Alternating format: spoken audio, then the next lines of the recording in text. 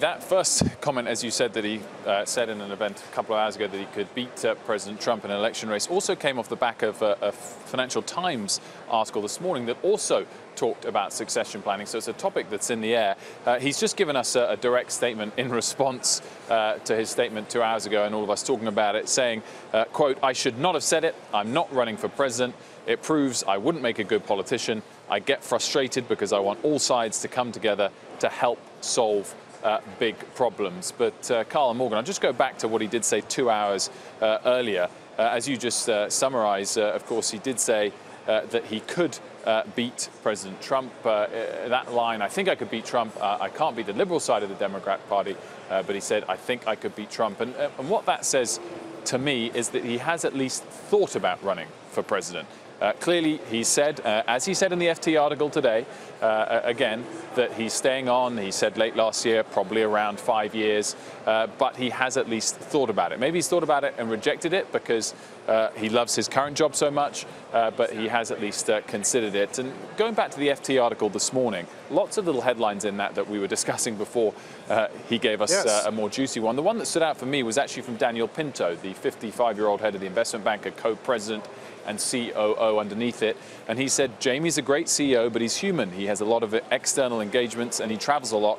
So essentially now we are sharing among the three of us." Even if we hadn't had the follow-up comment about beating Trump, for me, that was a step further than before. Now, it doesn't suggest anything is imminent, but it does show that he's starting to share more of the power and the responsibility and look at other things.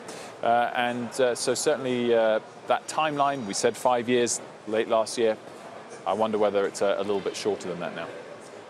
Nita, I guess sort of the obvious thing to me is going back to the statement that you just received and read to us that we want all sides to come together to solve some big problems. I think feisty comments about the president's probably not conducive to that. Yeah, no, I think his point on that, of course, is he wants to see more action. And JP Morgan has been on the case of this for the last couple of years. He's criticized Washington before. I read that Roosevelt quote to him once in one of my interviews, about the person in the ring takes the heat and should he throw his hat into the ring, and he's denied it in the past. But clearly, he does political type things quite often, both himself with his rhetoric and with his company's money. We've seen big investments into Detroit, big investments into Chicago, and a new fund announced today asking cities to apply to them for this $500 million of funding. Now, the first reason behind that funding is to help those that need it, unquestionably. But they are actions, and he has rhetoric that does have political connotations quite often. This backtrack is stunning. Eamon, Javers of the White House, we talked a few moments ago about what this would mean politically, but I mean, the relationship between these two men remains. Jamie Dimon, of course, close to the Business Roundtable, not to mention running one of the biggest financial institutions in the world. Sure, and the two men have known each other for many, many years before President Trump got involved in politics, and now Jamie Dimon is going to have to deal with this administration after having made those comments. I just ducked my head into the West Wing and talked to Sarah Huckabee Sanders a few minutes ago and some other officials here. No comment from the White House on Jamie Dimon's statements about the president this morning. They're referring all questions about that to the Trump presidential campaign, which has not responded.